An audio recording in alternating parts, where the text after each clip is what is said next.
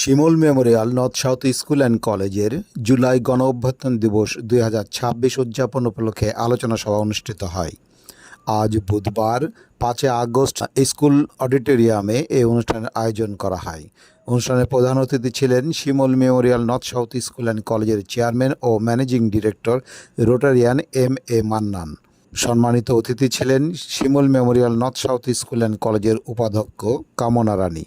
বিশেষ অতিথি ছিলেন তালামারী শাখার সহকারী অধ্যক্ষ ফাতেমা জোহরা দোলন। অনুষ্ঠানে সভাপতিত্ব করেন উপশহর শাখা সহকারী অধ্যক্ষ তুহিনা পারভিন ইলা।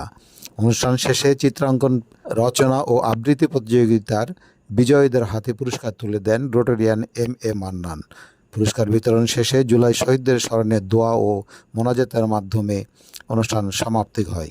ধূমকেতু নিউজ, রাজশাহী।